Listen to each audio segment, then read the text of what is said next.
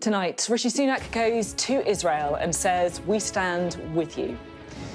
Prime Minister Benjamin Netanyahu asks for the continuous support of the British people as he warns Israel is preparing for a long war. In Gaza, warnings that plans to send in 20 trucks of aid will be a drop in the ocean and fears of a total humanitarian disaster. And we'll be live in the US as President Biden prepares for a rare primetime address to the nation. All that and more with the broadcaster Nick Ferrari and the former UK ambassador to Saudi Arabia, Sir William Patey, who will be with us for the next hour. It's Thursday, I'm Sophy Ridge live from Westminster, and this is the Politics Hub.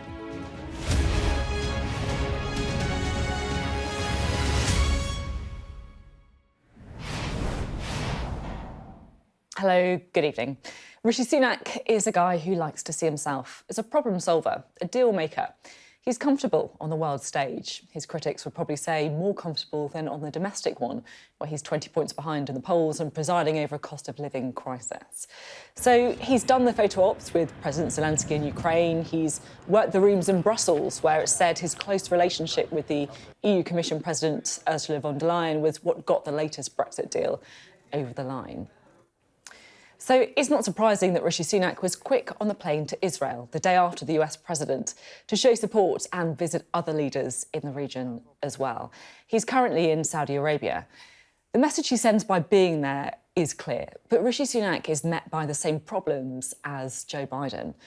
How to pledge unwavering support for Israel while also considering the plight of civilians in Gaza. How to get aid to the right people. How to get hostages, including British hostages, safely out. How to influence not just Israel, but also Iran, Saudi Arabia, Egypt, Lebanon. It's an incredibly difficult diplomatic dance. At some point, surely, there will be peace in the Middle East, because after the murder and the destruction, we have to be able to believe that. But right now, it's pretty difficult to keep believing. We'll be discussing that diplomacy throughout the show, but first, let's get a roundup of where we stand tonight. Here's Laura Bundock. Rishi Sunak landed for a day of diplomacy. His arrival in Jerusalem, a strong signal of support for Israel. Very good to see you. And meetings in person, a chance to publicly reaffirm relations. 80 years ago, Prime Minister, the civilized world stood with you in your darkest hour. This is our darkest hour. It's the world's darkest hour. We need to stand together, and we want to win. And this is why I value your support, and the fact that you're here. We must win together. I want to share the deep condolences of the British people and stress that we absolutely support Israel's right to defend itself in line with international law, to go after Hamas, to take back hostages, deter further incursions, and to strengthen your security for the long term. Earlier, he'd met the Israeli president. Sorry about the circumstances. Expressing condolence, but pressing him for aid supplies into Gaza. Within the politics, the personal, the Prime Minister meeting relatives of hostages held by Hamas. Mr. Sunak has now left Israel, a short but crucial visit. We discussed the importance of this conflict not escalating regionally and the importance of getting humanitarian aid into Gaza to help people who need it. I also had the opportunity to meet families of British nationals who have been taken hostage. We're doing absolutely everything we can to get them home. Another significant stop now as he arrived in Saudi Arabia. And while the meetings took place, the airstrikes into Gaza continued, filmed from the Israeli border. Inside Gaza, the Palestinians caught up in this conflict. They'd fled the city, but couldn't escape the danger. The nearby hospital is overwhelmed and running without power. Surgeons operate on the injured using mobile phones for light. We are in very difficult situation. It's catastrophic, it's terrible and horrible. No words can describe it. This war has caused so much grief and ongoing agony for Israeli families with children and relatives kidnapped by Hamas. Today, a collective call for their urgent release. This is torture. There are innocent civilians, innocent children in hard conditions. They're not a pawn in a game or a war. They need to be released and released now. To the south of Gaza, convoys of aid lorries are lined up, hoping to pass through the Rafah crossing. To that, the Foreign Secretary visited neighbouring Egypt, urging leaders there to open the border. Egypt is nervous, but agreed passage for 20 vehicles. Meanwhile, the military build-up on the border is growing.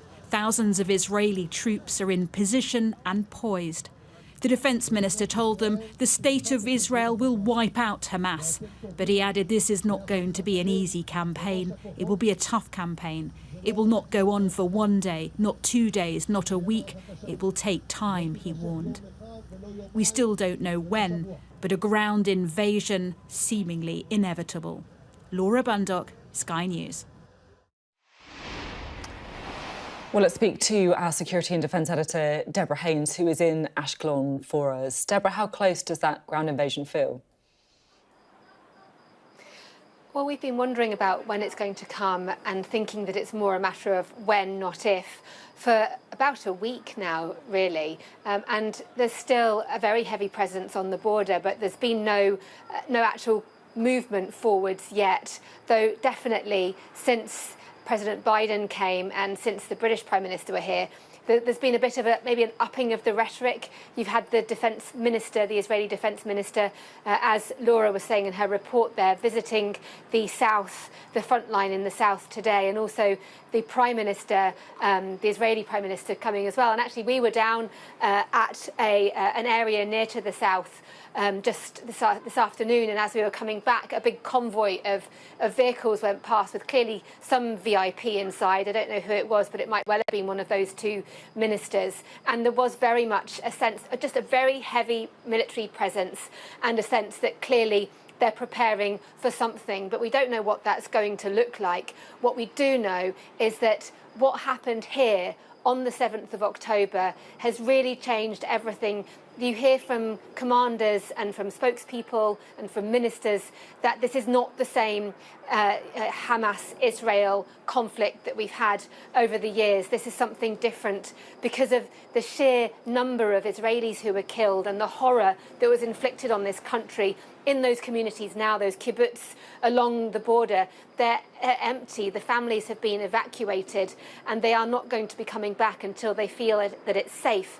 And the only way that Israel thinks that they can make it safe is by, in their words, destroying Hamas. But clearly that is far, far harder than just sending troops across the border into Gaza because of all the civilians that are still there. And even without civilians in danger and in harm's way and trying to avoid unnecessary civilian deaths, combat in an urban environment is incredibly difficult, and everybody here knows that if that does happen, then Israel too is going to be paying a very heavy price in terms of lives lost with its soldiers.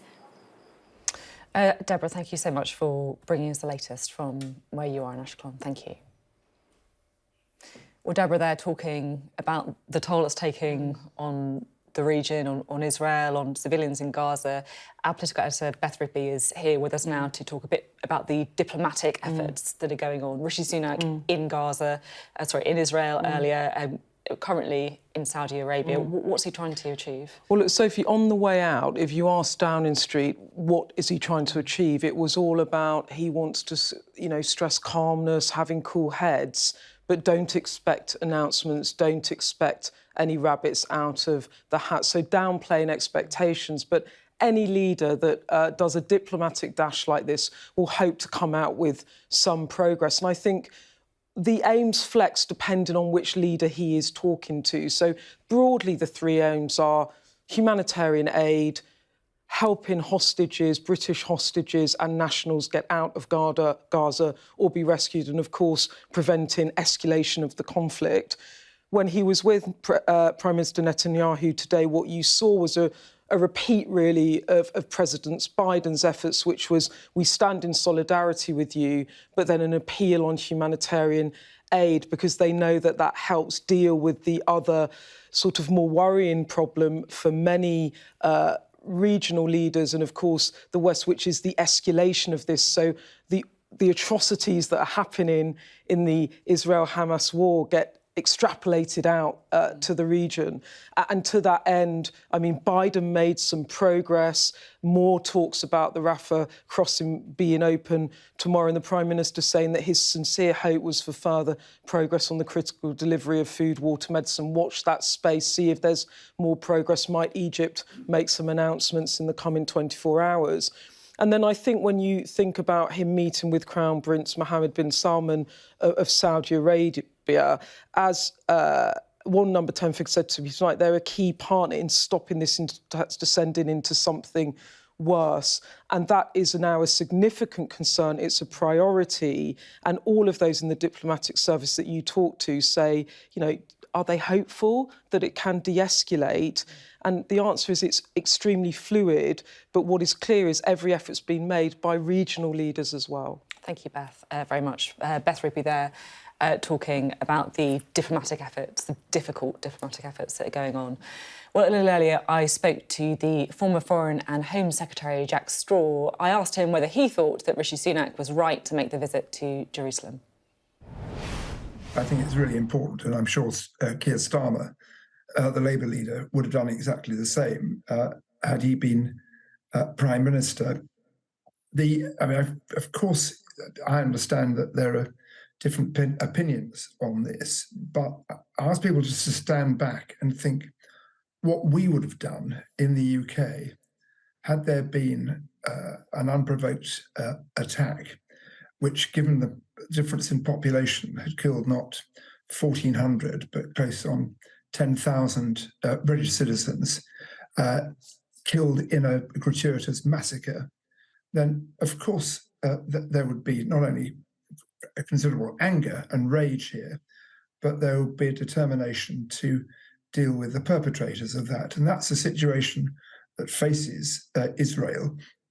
And I'm somebody who's by no means been an uncritical friend of Israel. They have sometimes and have continued to take action which are against international law, and for which they've been called out, not least in the building of settlements in the Palestinian area, in the West Bank and in East Jerusalem.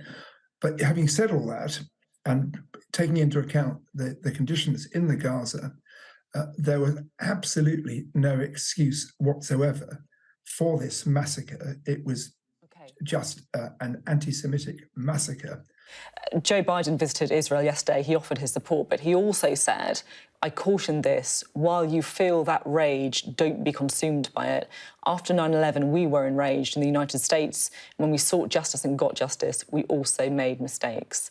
Now, if you were, of course, Foreign Secretary during the Iraq War, I just wonder, do you agree with Joe Biden that mistakes were made in the wake of 9/11, and whether perhaps there are some lessons that, sometimes the West should, I guess, keep out of the Middle East? Well, there were mistakes. I mean, there were two major wars which followed 9/11. One was the invasion and occupation of Afghanistan. The other was that of Iraq. Iraq, and I've said this before, yes, I just make this clear, I'm not resigning from my clear responsibility of taking part in the decision that Britain should be involved in the Iraq invasion and occupation. But it was, in retrospect, a mistake. There's no question about that. And the Tony Blair and indeed the House of Commons, by a huge majority, thought at the time that it was right that we should join with the United States in dealing with Saddam. And it was a direct consequence of the incredible vulnerability that the American population, as well as American policymakers, felt after the humiliation of 9/11. And I don't think anybody, those who weren't in the US either at the time, I wasn't, but shortly after I was, had any idea of the way in which the sort of natural self-confidence of the Americans was shaking to its core. So, and President Biden, I think, was reflecting that sense 22 years ago, but also saying that sort of raging about something should not be a basis for making decisions.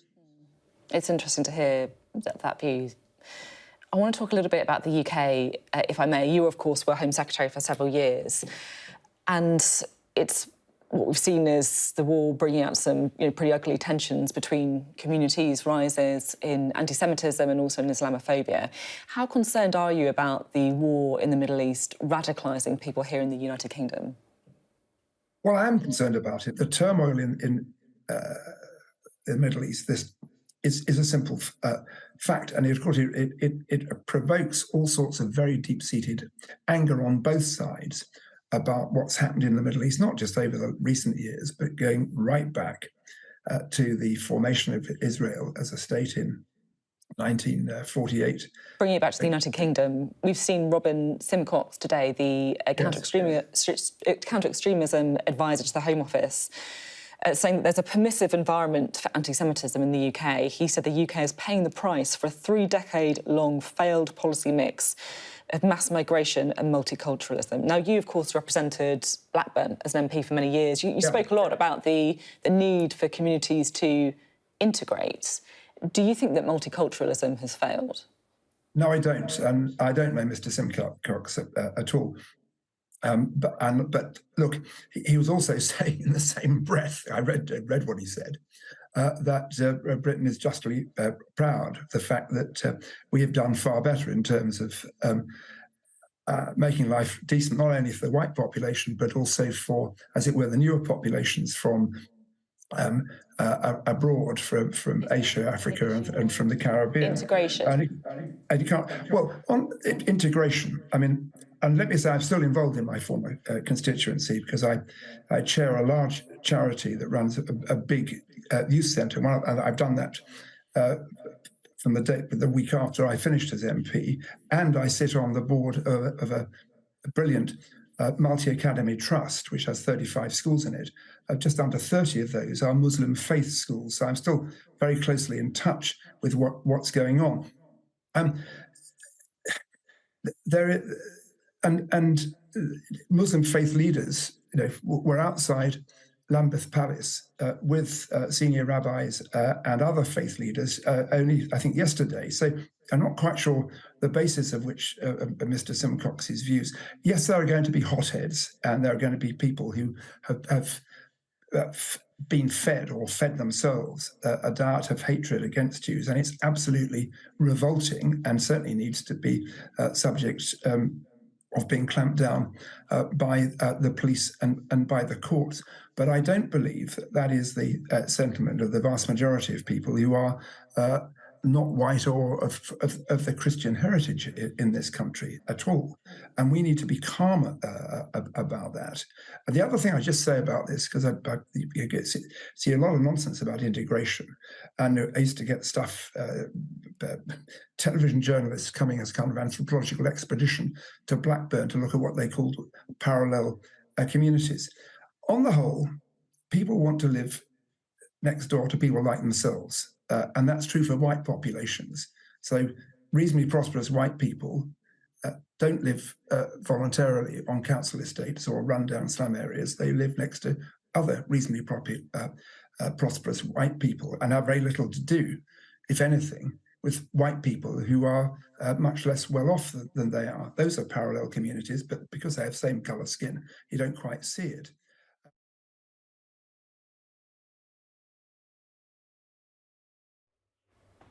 That was Jack Straw, the former Home Secretary and Foreign Secretary. Well, let's bring in our panel, shall we? The broadcaster Nick Ferrari and Sir William Patey, who served as UK ambassador to a number of countries, including Saudi Arabia and Iraq. So thank you both for being on the programme today. I want to start off about Rishi Sunak, if I may. Is there anything that he can really achieve by being out there?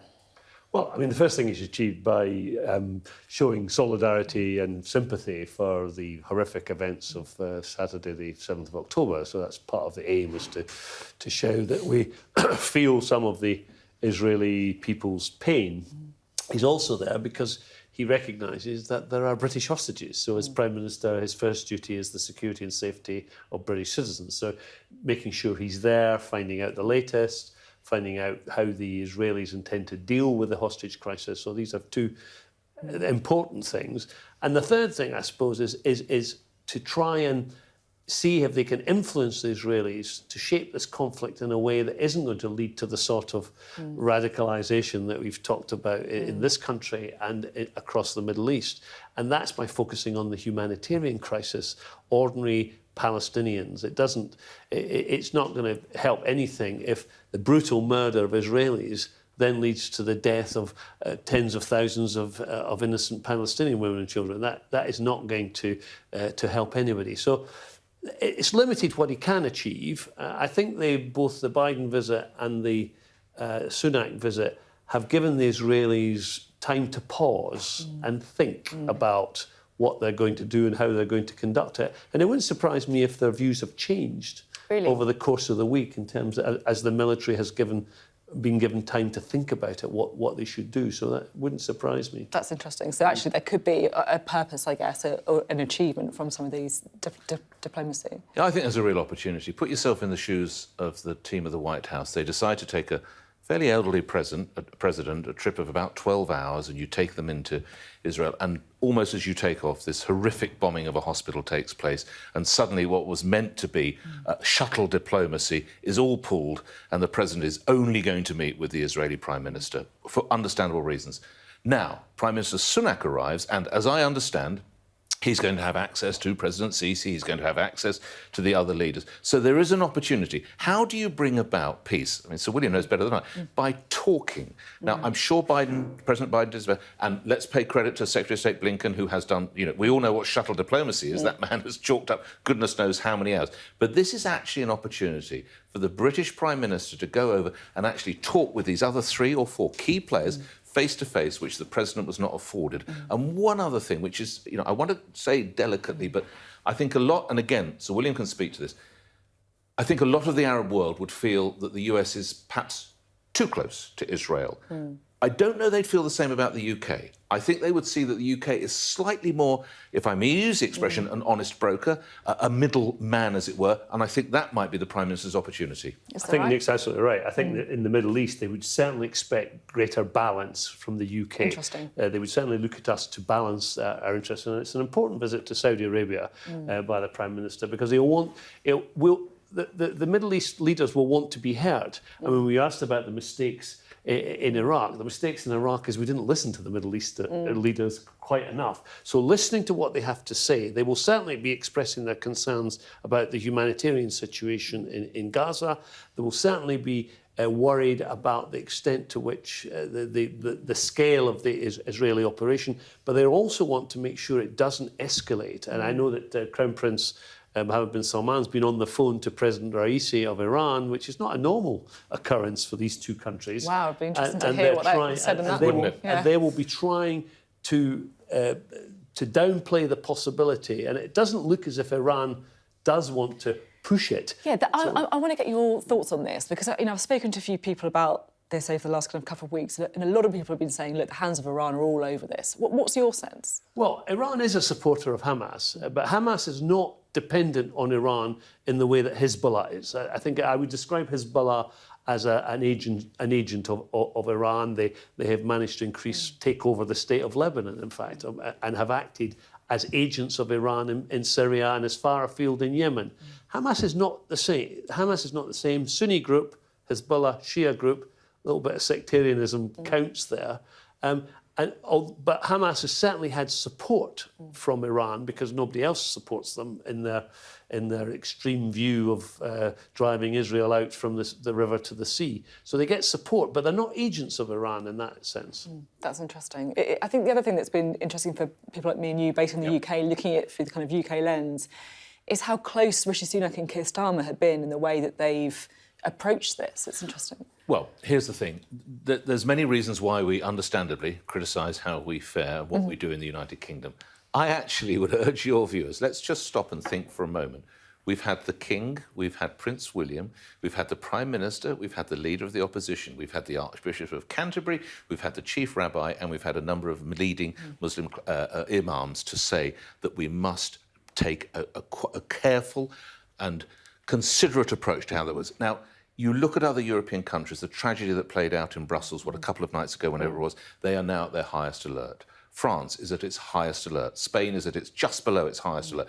I think the way Britain has reacted and the way you've seen the Prime Minister in synagogues reaching out to Muslim leaders, that is actually what Britain does quite well. We criticise ourselves, rightly enough. This is something I say we're probably doing as well, if not better, than many of our European friends. It's really interesting to talk to both of you about this, and we'll have lots more from both Nick and Sir William on the programme. Coming up after the break, we'll bring you messages shown to the COVID inquiry that described the then Chancellor Rishi Sunak as Dr. Death. Well, we'll explain all after the break.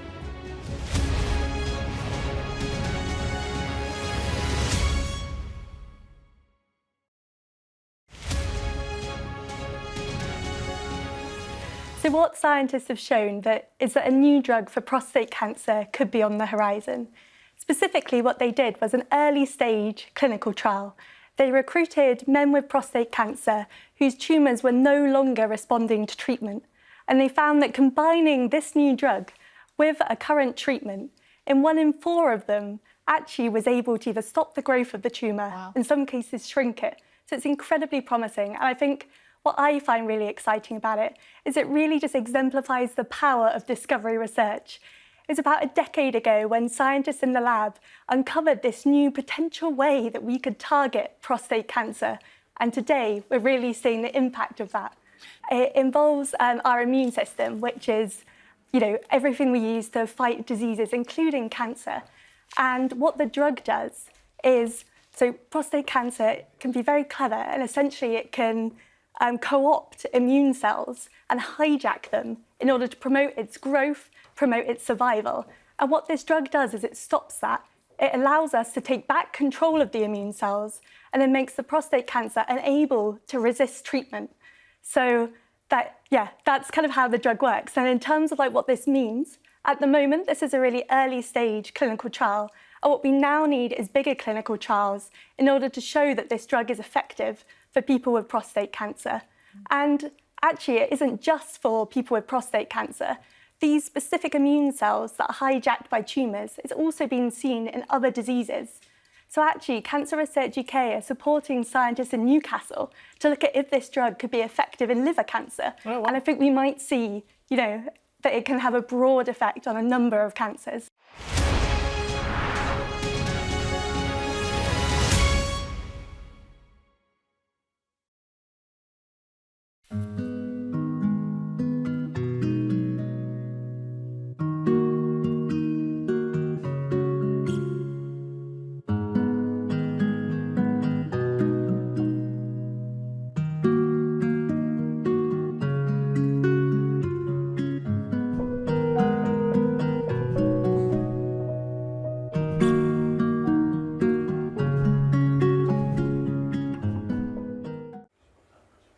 Hello, welcome back to the Politics Hub. Well, we can have a look now at what stories we've been covering on our digital Politics Hub, which has been across all of today's developments as usual. The first one that I want to show you is this. Now, it feels like a very long time ago when the issues of defective concrete in schools was dominating the agenda, but the problem is still very much with us. The Department for Education today confirming an additional 40 schools have been identified as having RAC, which is that reinforced autoclaved aerated concrete, in case you needed reminding of that.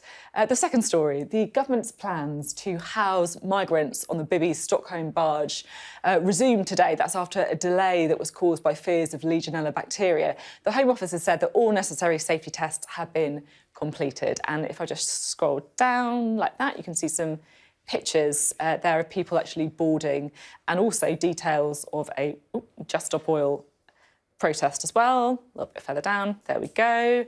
That was blocking the route to the barge. And finally, we're not going to discuss this in any detail because of reporting restrictions. I have to stay very quiet. But there are two important by-elections today. Voters are going to the polls in Mid-Bedfordshire and Tamworth. The polls close at 10 p.m. tonight. We're going to have full coverage from our teams on the ground throughout the night here on Sky News. Jonathan Samuels and Sam Coates here in the studio as well, so join us for that from 10 p.m. And if you scan the QR code, you can also catch up with all of the latest on the Hub throughout the day. Now, I want to turn away from affairs in the Middle East, and the COVID inquiry has seen messages between two government advisers during the pandemic that cast, shall we say, a less than favourable light on the policies of the current Prime Minister. Now, I have to say, whenever I hear the word WhatsApp messages revealed, I feel like the journalist in me suddenly lights up. I want to have a bit more of a chat about this story with our political correspondent, Amanda Acas, who is here with us. Amanda, tell us what's been revealed. Yes, so as you say, after all the indiscretions revealed by Matt Hancock, here we have yet another example of a kind of WhatsApp commentary going on at meetings, really at the top of government policy-making decisions that were being taken at the height of the pandemic. Now, I'll take you back to autumn 2020. So we'd had the first wave of COVID, then everything opened up again in the summer, and then we had the big launch of Eat Out to Help Out. So that was Rishi Sunak's big brainchild to try and get everyone back to the hospitality industry. He launched it, serving up plates of food to diners. But then in September, the number of cases started going up and up again. So today, the COVID inquiry has been hearing from a man called Professor John Edmonds. Now, he's an expert on the modelling of infectious diseases. He's a member of SAGE, and he had basically put together an action plan recommending that the government introduced a kind of short, sharp lockdown that was called a circuit breaker. So he was called to a meeting with the Prime Minister, Boris Johnson, as well as the Chancellor, Rishi Sunak, and a couple of really quite prominent COVID lockdown skeptics, big scientists. And then he had another woman who was there, sort of on his team, another government scientist called Angela McLean. Now, what is quite interesting about her is that she is now actually the government's top scientific advisor. She took over from Sir Patrick Vallance, and her WhatsApps from that meeting to Professor Edmonds offer a pretty damning view of the now Prime Minister.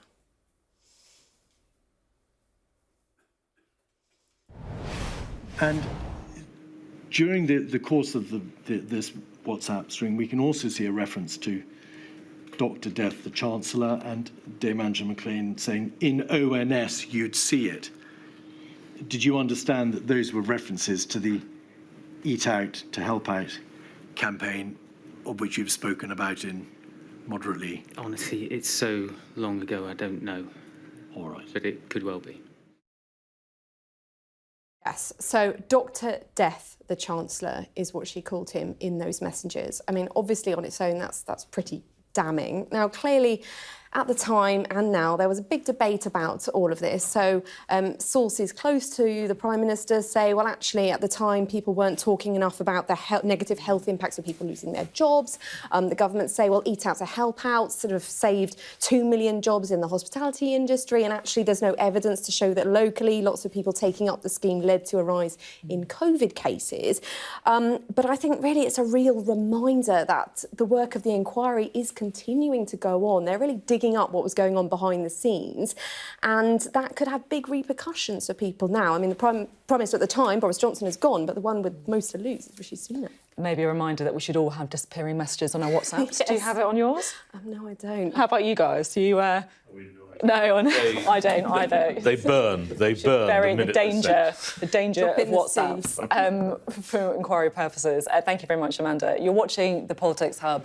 Coming up, the government's Commissioner on Tackling Extremism says that the rise in anti-Semitism since the attack on Israel shows that Britain is very sick. He blames a failure of multiculturalism. Is he right? We'll debate that next.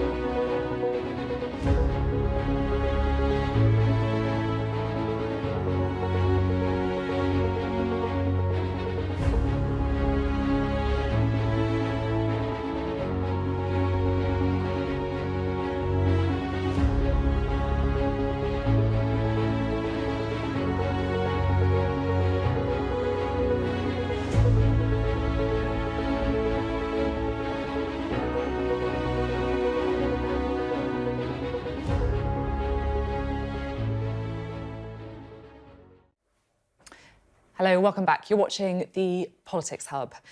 Well, the Israel-Hamas war has prompted concerns here in the UK about community safety and protection, with the police reporting a rise in anti-Semitic incidents and the government allocating more money for security arrangements. And today, the government's Commissioner for Countering Extremism said that the rise in anti-Semitism shows that Britain is very sick indeed. Here's our Home Editor, Jason Farrell. On Cazenove Road in North London, Rabbi Herschel Gluck says the Jewish community and Muslims have lived together peacefully for decades. No, the Jewish community was here long before the Muslim community, but the Jewish community helped the Muslim community find homes and integrate into the neighbourhood. But can war, many miles away, change that? Of course, everyone's worried about tensions flaring up. Yeah. Everyone is. Yeah, it's on everyone's mind. It weighs heavily on everyone's mind. Events abroad do pull at the seams of unity. The new Commissioner for Counter-Extremism suggests that rallies supportive of Palestine have been anti-Semitic in nature, involving what he described as scenes of jubilation at the atrocities committed against Israelis. In part, he believes, stirred up by people in the UK who support Hamas. At the heart of it all, he says, is a failure to integrate. We are one of the world's most successful multi-ethnic democracies. We should be immensely proud of that. But people living completely parallel lives in completely segregated communities is a dead end for this country. But these community leaders say there is integration. Would you say you two are friends? Yes. I have known him for over 30 years. A lot of people, we were just talking about some member of the community who would like to go on a Saturday for the protest. I know my granddaughters go. And I think it's only to support the Palestinian people, you know, the people of Gaza, not necessarily to support any organization or anything. You walked around these streets this morning and you see terrific integration. Don't see any conflict. You see people engaging with one another, people smiling to one another, people seeing each other as equal friends and human beings. Are you just doing reassurance patrols? Yes, we are, yeah. There is, however, an increased police presence in this area, and some members of the Jewish community we met were more fearful. If you're looking at social media a lot, I do feel we're going through a social media war as well against the whole Jewish religion, not just in this area, and it's worldwide at the moment. In a local Turkish kebab shop, there is anger at what's happening in Gaza. Of course, you make you angry. You know, Israel want to make, they want to take, you want to make country, you want to take more country bigger, more land, and so that's why. Living side by side, two faiths, both feeling the pain of conflict. But they are one community, neighbours before foes. Jason Farrell, Sky News. Well, let's bring in Nick and Sir William, shall we? Nick, we were just talking, earlier about how difficult it is to cover this, and because emotions run so high. You have so many people who feel, I'm not sure what the right word is, energised, radicalised, passionately. I think they feel fear, and when people are fearful, they act in certain ways. And I want to refer the viewers to what the King said last night, which I think was very, very appropriate. And I'm sure you have been on the receiving end at Sky News of the most extraordinary level of toxicity of debate over this.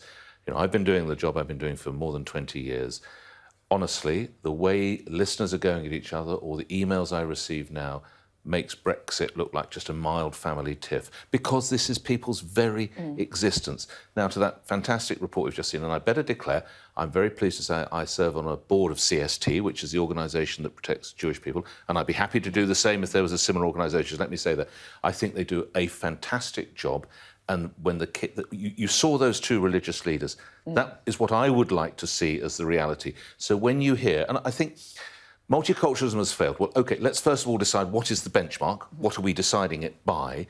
Because I would say compared to a lot of other countries, not just in Europe, but a lot of countries around the world, we've not done a bad job. I think we're right. I think where there are enclaves of people of a certain faith or when they don't mix with others, I do think that's something that needs to be addressed. But when you see the report we've just seen from Jason in North London, I think we're making a lot of progress in that area. Well, I mean, I'm a Londoner. I may not sound it, but I don't think you were born here. I wasn't born here, but we don't get into this this sense that you can only be a Londoner if you're born here. That would exclude an awful lot. We welcome one and all. My wife's South London girl from Tooting, and she insists I have to be born here, but I'm a Londoner. And this is a very multicultural city. I've travelled the world and lived in all sorts of cities, in the Arab world and elsewhere. And the level of tolerance and integration here is pretty astounding. And I think, I was talking last night to somebody from a French think tank, and they were saying they were really worried in France by the absence of integration and the fear in the suburbs of Paris of large Muslim communities who play no part in mainstream French life. Now, we have extremists, there's a lot of hatred around, as Nick says, but actually there's a big mainstream of British Jews, British Muslims, Christians and secularists who are not part of this hate speech. And so I'm not as pessimistic as our commissioner is. I do think we do need to differentiate. I think it should be possible for someone to be pro-Palestinian, criticise Israel, without being accused of being anti-Semitic, because the two are not the same thing. There are anti-Semites amongst the protesters and amongst the people who criticise, but not the majority. So we have to allow room for legitimate debate. And I think Nick's quite right. I think that our leaders, the King and the Prime Minister and the leader of the opposition, have a role in showing leadership in saying this debate has to be conducted in a British way, in a civilised way. And people are, what is the British way? Well, it's about having debate in a civilised way that doesn't say, because you disagree with someone, you hate them, or that they hate you. So, I think that's what we need to focus on. And for a station like Sky News and for what I do on the radio, the two words that jumped out of the King's speech, respect and civility, which is what actually being British used to be about, I'm sure is still about. And at times like this, it is so crucial we do that for everybody. As Sir William rightly says, you can really, really feel for Palestinian people. That doesn't make you an anti-Semite. There are many Jewish people in this country who question what Benjamin Netanyahu does, and that is what it had. Respect for all sides is what the King is saying. It's absolutely right. I think everyone would echo. And the job we do is so key.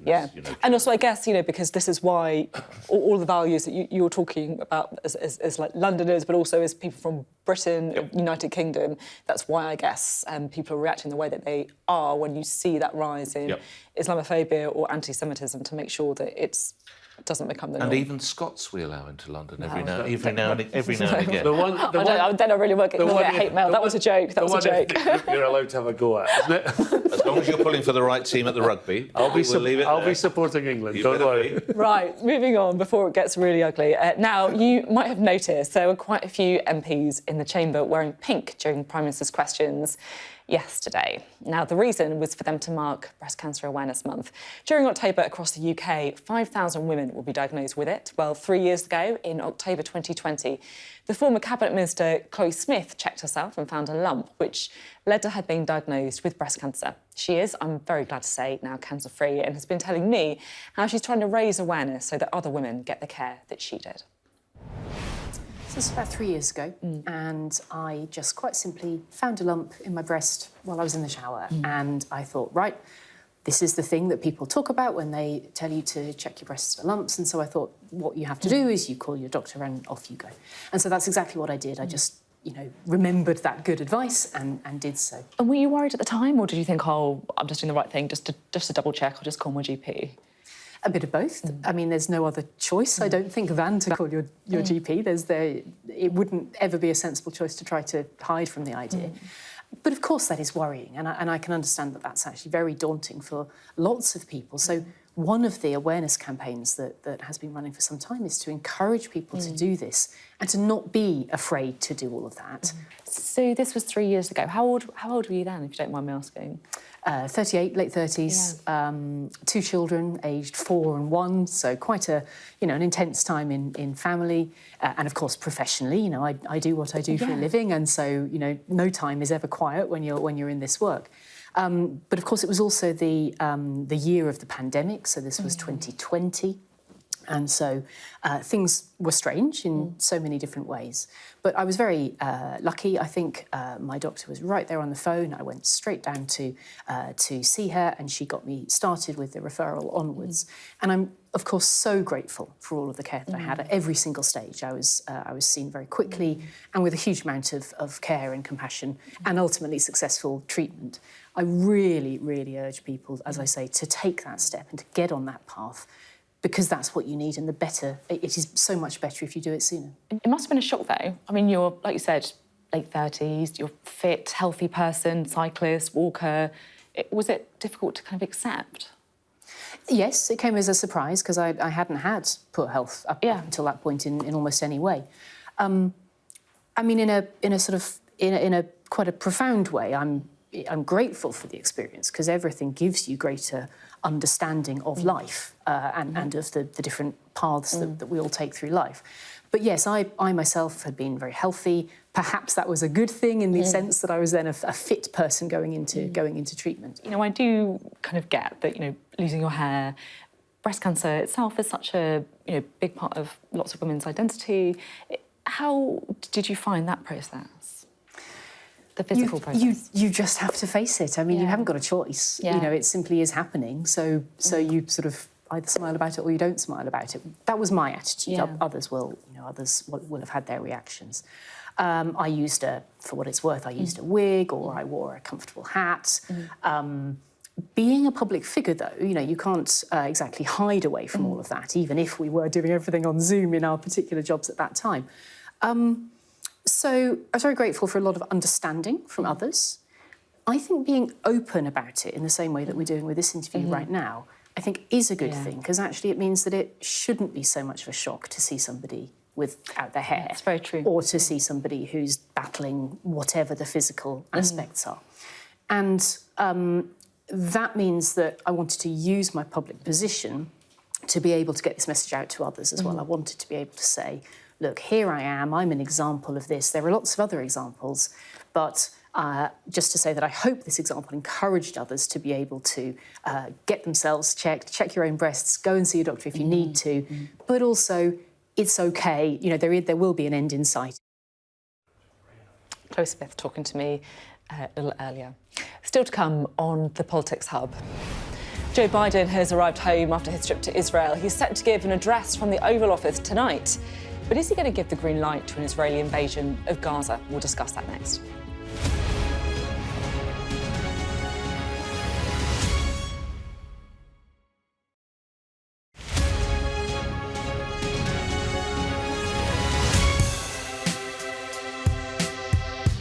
I'm Martin Brunt, and I'm Sky's crime correspondent. My most memorable story was, and still is, the disappearance of Madeleine McCann. Please, please do not hurt her. Please give our little girl back. We aim to be the best and most trusted place for news. For detectives, the first 48 hours after a murder are crucial in the search for clues. The public expects them to find Jill Dando's killer soon. The British detectives are planning to meet forensic experts, academics, and even witch doctors. I remember the grimmest case, the Soham murders of schoolgirls Holly and Jessica. I felt I can't undo what's happened, but I can help explain it. Ian Huntley was arrested and charged within a fortnight of the murders. I've never murdered anyone, I've never raped anyone. What am I in jail for? The parole board has to decide if Bronson needs to be kept locked up for the safety of the public. My biggest challenge was to persuade a jailed diamond thief to answer my letters. Martin Brunt, Sky News, at the Old Bailey.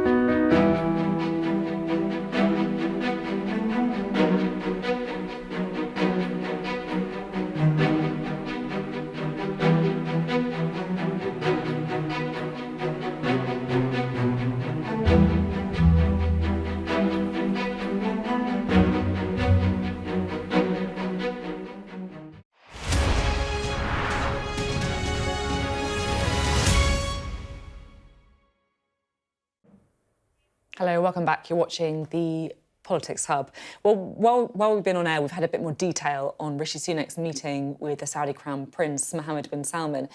We've been told that they agreed on the pressing need for humanitarian access into Gaza to provide water, food and medicine.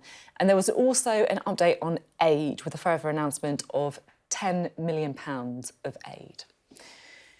Now to the US, because after his lightning visit to Israel yesterday, President Joe Biden is due to give an address from the Oval Office in the early hours of the morning here in the UK.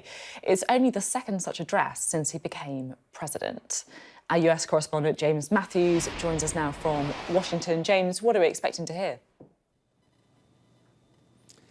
Hi, Sophie. Yeah, a rare primetime address. As you say, he will set out to the American people, we are told, the importance of staying in the fight, not just in the Middle East, but also in Ukraine. He will draw that connection between those two conflicts in distant lands and stress the importance to the American people and set out what it means to them, stress the relevance of it. It's important to him because it's a message he needs to sell, not just to the public, but also to politicians on Capitol Hill. He goes to Congress this week to seek billions of dollars in additional funding for Ukraine, for the Middle East, for Taiwan, and for other things. And as he is acutely aware, there is a growing reluctance on Capitol Hill to keep spending US dollars in foreign theatres of war. I think, Sophie, he will also welcome the formality and set-piece nature of this speech to bookend his trip